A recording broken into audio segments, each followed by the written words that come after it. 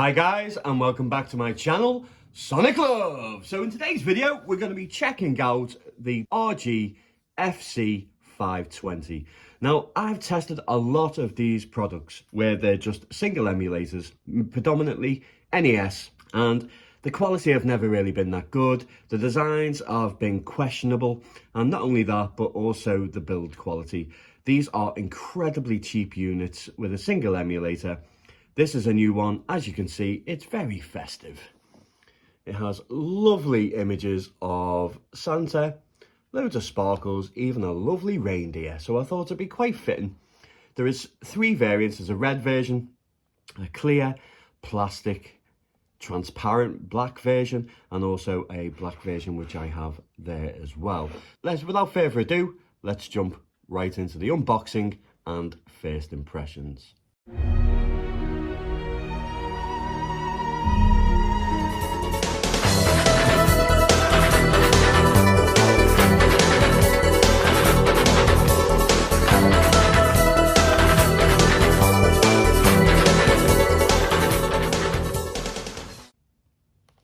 So, standard, normal, generic box.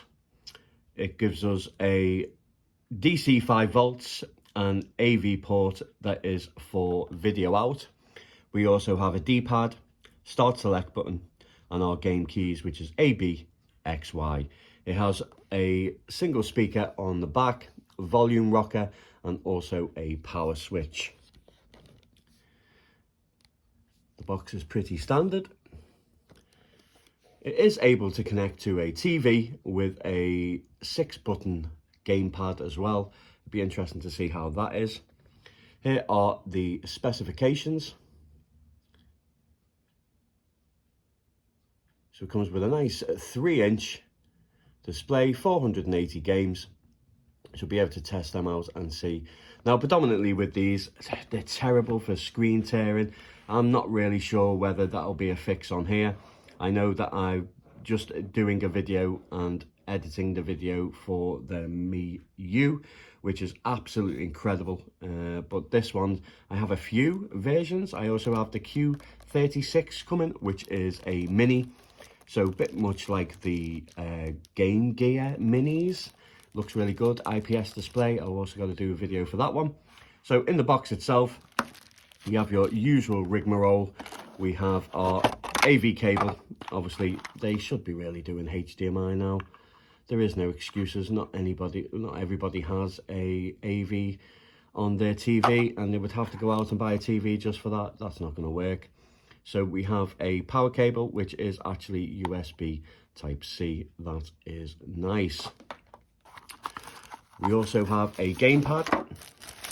It is a 6-button layout, as you can see. This is the transparent version, so as you can see all the PCB board underneath. It actually feels quite nice, actually. The D-pad feels, yeah, really nice, actually. So I actually think the actual build quality is actually quite robust. If we have a little look there, doesn't twist, doesn't make noises.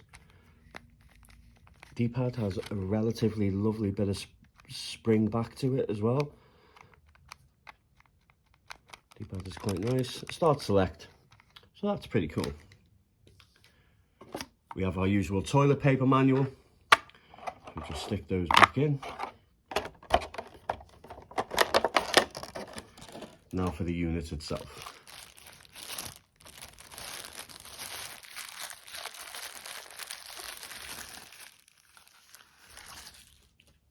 So it's quite a chunky size. It's not too small, but it's not too big, but it's definitely pocketable.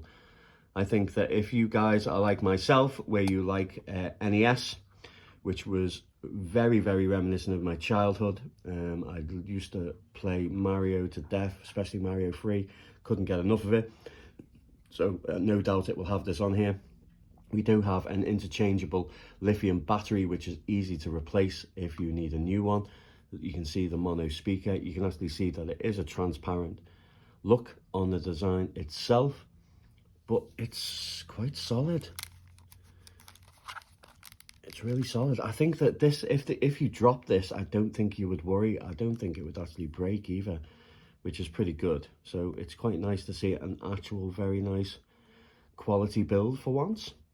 But yeah, there's your volume, there is your AV out, your charging, power, and nothing on the bottom. Not too bad. So let's take away this tab. I think it's neither a screen protector or,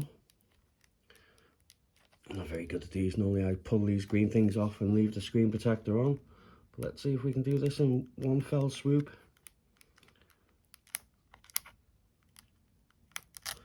Here we go. Look at that. So the screen protector itself is only really just took off the green tab, but hey ho. So let's turn it on.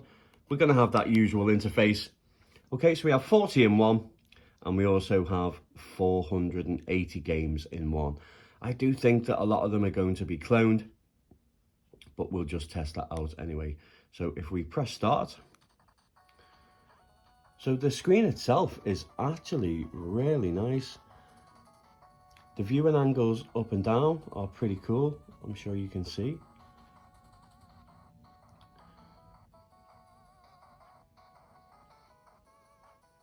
But I think if we turn it left or right, to the left it washes out, but to the right is fine, and up and down is fine. That's a bit strange, isn't it? But obviously, as you can see, the image quality itself is really, really sharp. It is a 3-inch display, and this roughly comes in around about £22, so it's incredibly cheap. So as you can see on the text itself, it says that we have English or Chinese, so we'll hit start on English. Oh, let me just fix it right, guys, just so you guys can see it. Okay, so we have our usual Kung Fu Panda, Jackal. So let's go up and see just how many games there is. So there is 480. So let's go down and let's test out some emulation. Let's kick things off with Turtles.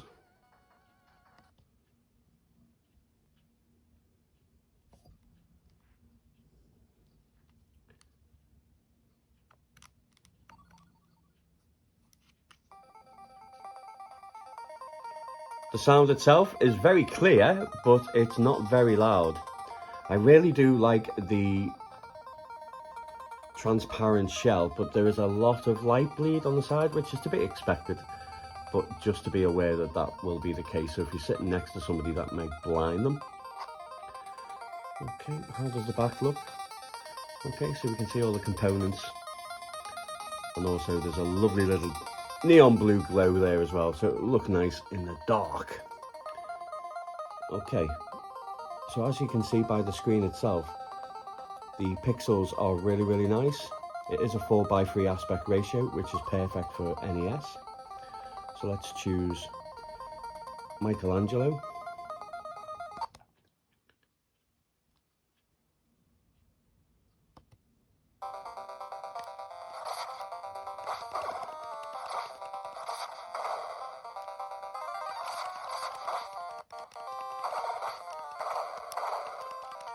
The buttons are really, really responsive. They've got a really nice travel to them, and they spring back really, really nice and very responsive. The D-pad itself is actually surprisingly really good, guys. Wow, okay. So far, I am impressed, especially for the price.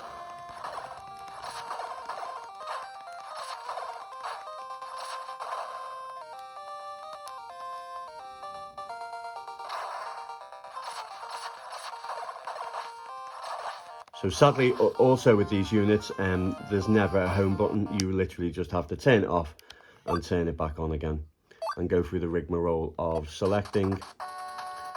Okay, so let's go down and see what other games they have on there. We've got the old Contra, Super Contra.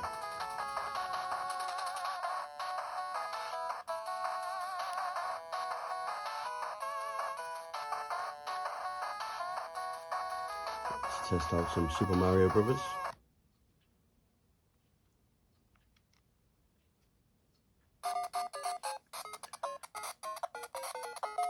So I hope it's picking up just how nice the actual image itself is. As I say, it's not perfect.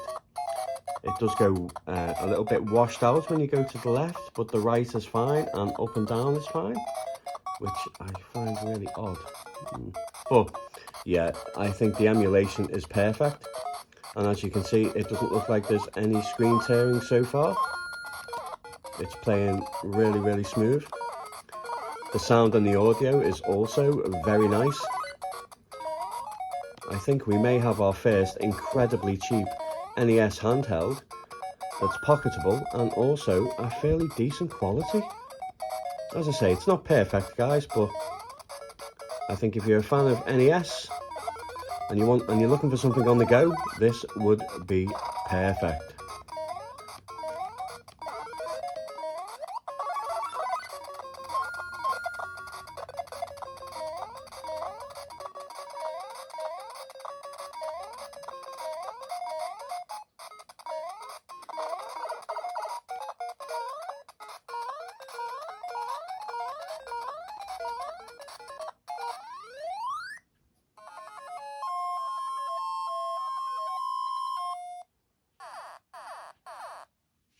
Not bad at all, guys. Not bad at all.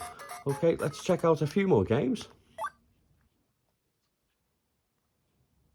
Oh, I can see a little bit of screen tearing there going on.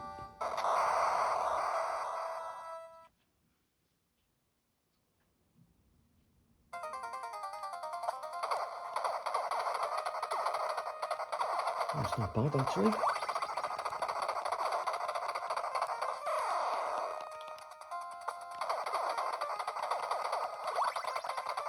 This is definitely the cheapest handheld that I've tested so far, but actually feels like it has a really decent quality for once.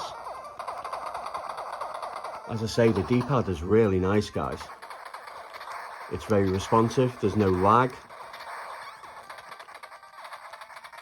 This is quite an enjoyable experience.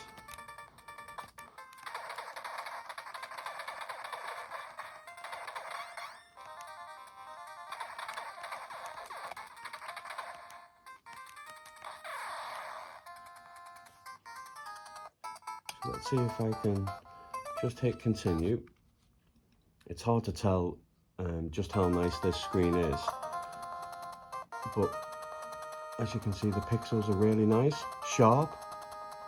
The saturation and colour is really, really nice. The actual D-pad is really nice. It reminds me of the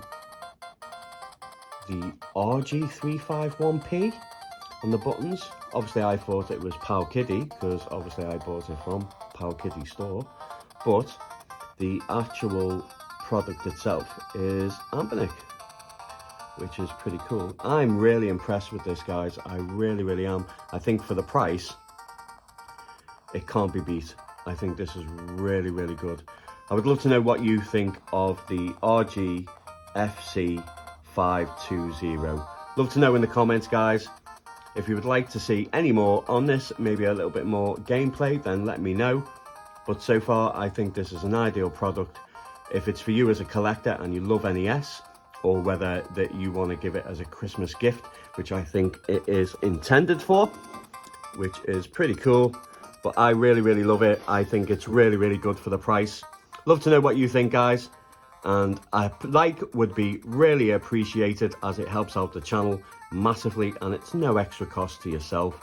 And also, it will show me just how much you like my videos, and I would appreciate the support. If you like this sort of thing and you want to see a lot more retro handhelds, then please consider becoming a Sonic Love Emulation family member. And as always, guys, take care.